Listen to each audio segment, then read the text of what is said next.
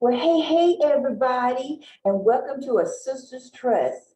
How is it going with that book, Reading Crazy Faith? Isn't it awesome? I'm telling you, he put his whole heart in it. And like those people say, I guess in the streets, he put his foot on it, right? Oh my God, it's so much, so many gems in this book.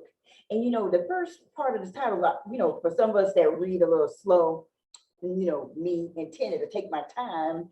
I like easy reading books, something I don't have to go get the dictionary and look up every word, and you could feel it. You could feel like his heart is in what he's writing. And that was make it so exciting. We think about crazy faith. And even in chapter 1, where it says, it's only crazy until it happens. And then you know how that first part starts, says, today's normal was yesterday's crazy. Isn't that true? And we talk about knowing that ark. People laughed at him, about building that ark. But when it started raining, right, it didn't seem so crazy when they didn't have no place to go and they was locked out. But it just really shows that you can have an idea of your own, and it could sound totally crazy. But how many inventions are made today from people at, ideas and thoughts and dreams? It's like you got to follow your dream, and you got to have that crazy faith that it's going to work. What do faith means? Ponder on that a few seconds. What do faith means? Well, if you already see it, and I'm not talking about visions, but if you already see it, it's not faith, right? It's something that's already reality. How you can have a vision, but it got to become a reality to see it already, right? But when we're talking about faith, that's about the unknown. That's like to believe that gut-wrench feeling in your heart that is going to happen. And so as we start with chapter 1, just a quick review of some of the things that, that kind of stuck out to me. Where's my glasses? That kind of stuck out to me so far, because this brother is awesome, Michael Todd. I'm telling you guys, you also go on his channel on YouTube and watch him grow, watch him do his thing, watch him really. What I like about him, he is really teaching the word. He's not just getting up there, he's teaching and he's telling you to write stuff down. I just got to get to the point of having my notebook out so I can follow instruction by an awesome leader, right?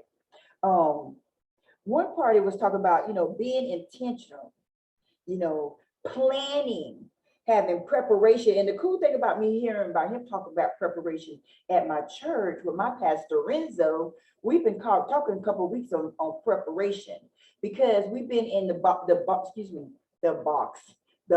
of Luke, just reading about how John the Baptist did preparation to, talk about Jesus. So let me not get off but Jesus is the point, right? But let me not get off of what I'm on here talking about, which is crazy faith, which all really adds up to that, right? It says, go into planning, preparation, configuration, foundation. So in here, it's talking about having a strong foundation. A foundation may seem insignificant because it's under the surface, but it makes possible the part that's on display for everybody to see.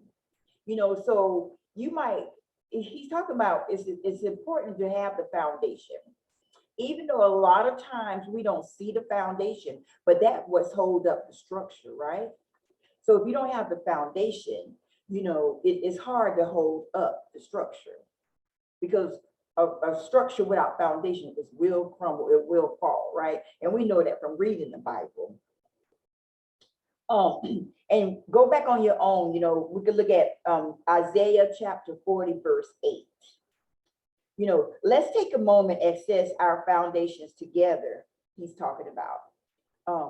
And then it says, now I need you to be H-O-T.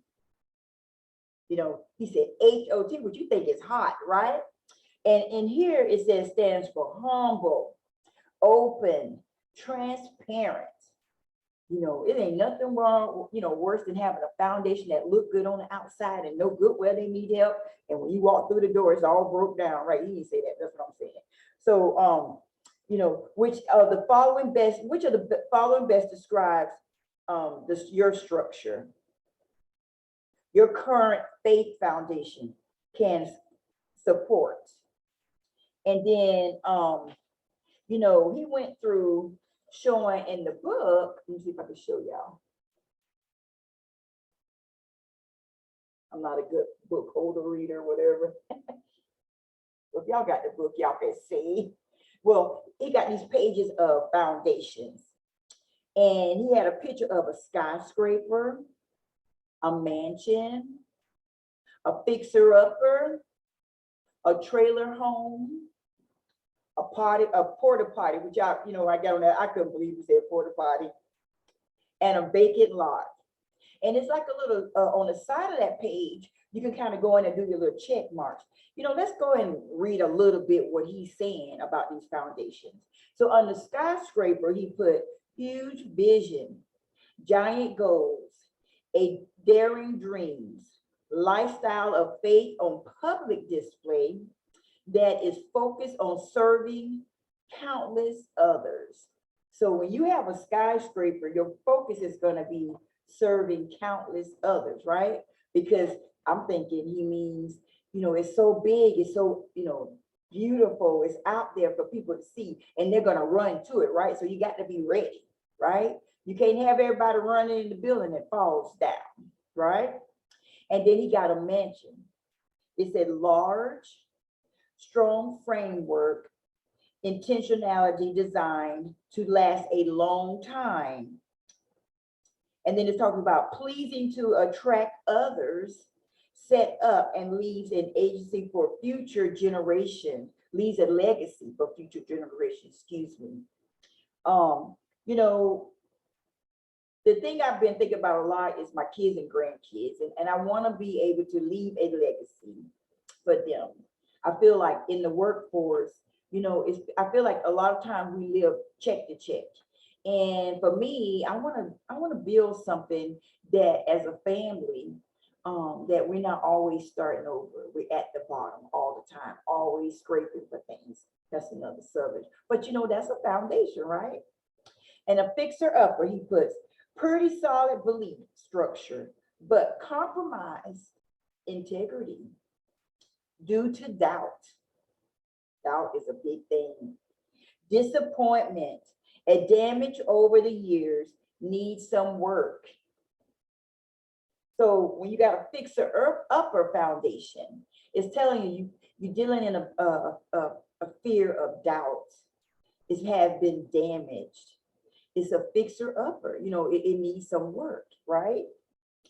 A trailer home, not set in stone, easy to move, not anchored down, susceptible to damage from outside circumstances. So it's damage from the outside circumstances. Doesn't have much room for others. So we're talking about your faith in your foundation. You don't have room for others. You know, you're always on the move. You're not settled. You know, it's easy to move. People can move you from your thoughts to their thoughts. You know, you're not settled, right? You're not anchored. You know, you don't have no foundation. You just, I guess, here today, gone tomorrow type of thought, right? Now, this is the one that I just had to get on the first time and just laugh about this, the porta potty, because I don't like porta potties. You know, when I see those things in the neighborhood, I went to a game, let me get off the subject, to one of my really good friends. He plays, what is it called? I can't think of it, but when you shoot people with the little paintball. And I went out there, and so, you know, I like to support him. He's an awesome brother, very smart, very intelligent in the word. You can learn a lot from him. So I went to support him in his paintball adventure. And I went to the paintball game. Excuse me, I forgot to cut my phone off. Hold on one second.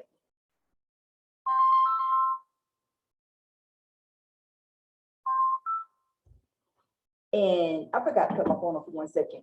But anyway, it says for the porta potty, it says use only as a last resort.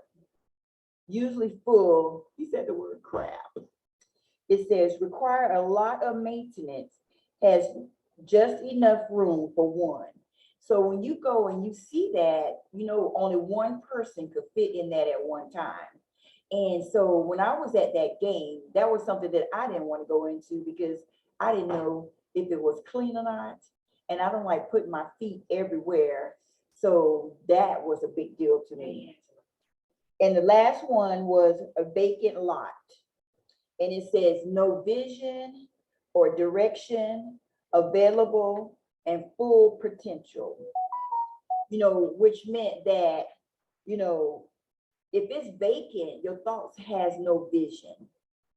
You know, it has no direction available for full potential, which means that it still could be used, but someone got to get out there and use it. Just with anything, any type of foundation, you got to be able to till the ground, right? You got to be able to grow and you got to make it your own. But when you have faith and you got to have crazy faith, that means that everybody is not always going to agree with what you're doing, but you have to be settled and steady and, you know, fast at what you're trying to do.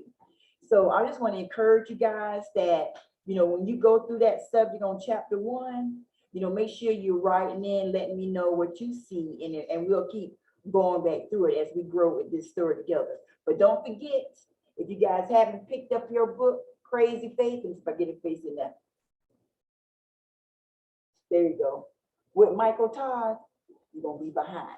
All right, I'll check back in you guys with you later. Thank you for joining me on the Sisters Trust. And I'll talk to you guys soon. Have a great day.